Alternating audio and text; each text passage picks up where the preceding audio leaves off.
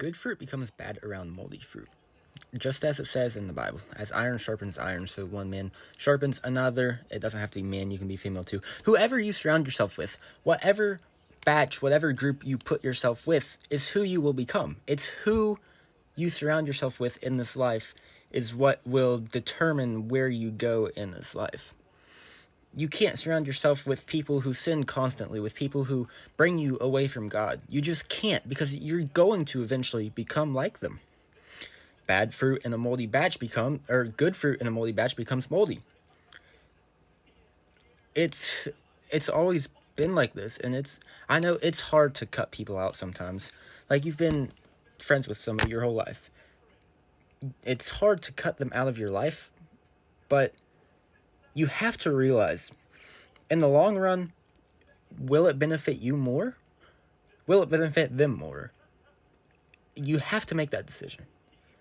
At some point, you have to make that decision. Is this person bringing me closer to God? Is this person bringing me closer to my goals? Is this person truly there for me? You cannot be around bad people. You cannot be around people who drag you down. You cannot be around people who don't support you. You cannot be around people who will bring you farther from God.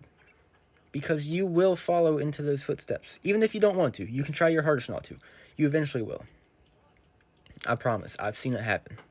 I've seen it happen with friends of mine. And it sucks. It sucks to watch. It sucks to watch a kid who used to be really good.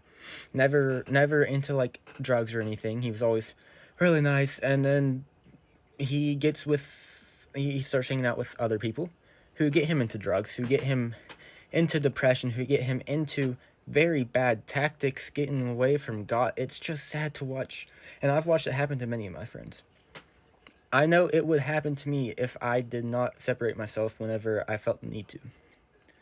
I haven't really needed to separate myself from people up until this point, which I have started doing for my own good and for their own good, because I just really hope that they see the absence and they see that the choices that they're making is making people leave them, and hopefully they pick it back up. But if they don't, I wish them the best, because I've tried my hardest to help them out and they haven't fixed. But that's just me going off point. Not off point, but just yapping.